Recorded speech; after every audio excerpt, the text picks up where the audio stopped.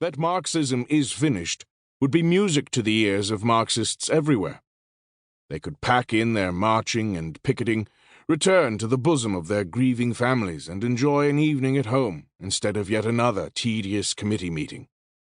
Marxists want nothing more than to stop being Marxists. In this respect, being a Marxist is nothing like being a Buddhist or a billionaire. It is more like being a medic. Medics are perverse, self-thwarting creatures who do themselves out of a job by curing patients who then no longer need them.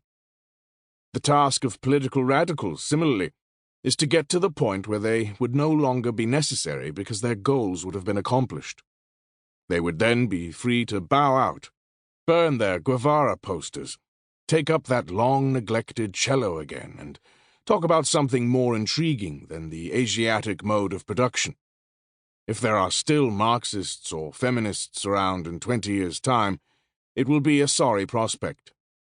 Marxism is meant to be a strictly provisional affair, which is why anyone who invests the whole of their identity in it has missed the point.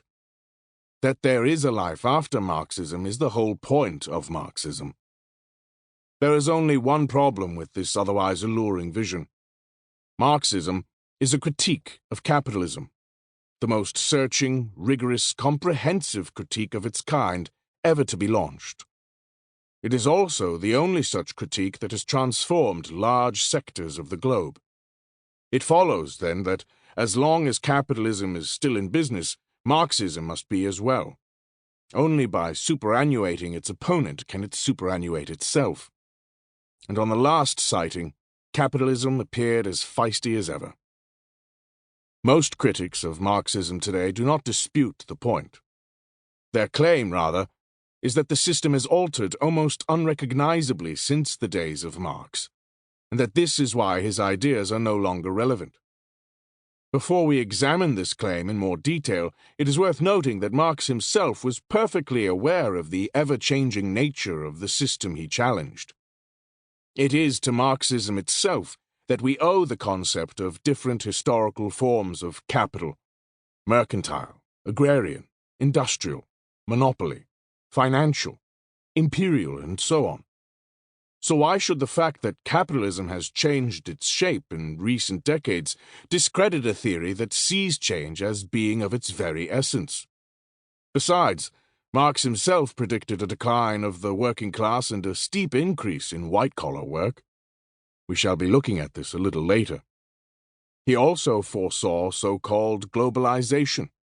Odd for a man whose thought is supposed to be archaic.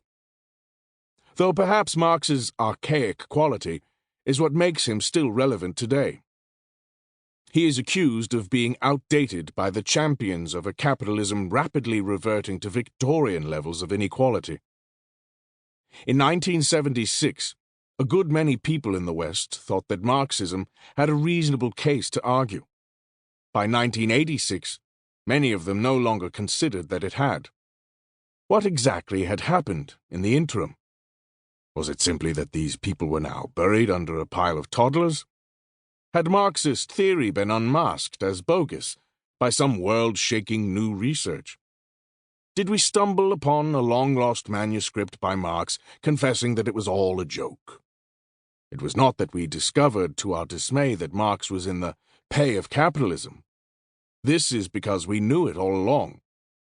Without the Ehrman and Engels mill in Salford, owned by Friedrich Engels's textile manufacturing father, the chronically impoverished Marx might well have not survived to pen polemics against textile manufacturers. Something had indeed happened in the period in question. From the mid-1970s onwards, the Western system underwent some vital changes. There was a shift from traditional industrial manufacture to a post-industrial culture of consumerism, communications, information, technology, and the service industry. Small-scale, decentralized, versatile, non-hierarchical enterprises were the order of the day. Markets were deregulated, and the working-class movement subjected to savage legal and political assault. Traditional class allegiances were weakened, while local, gender, and ethnic identities grew more insistent.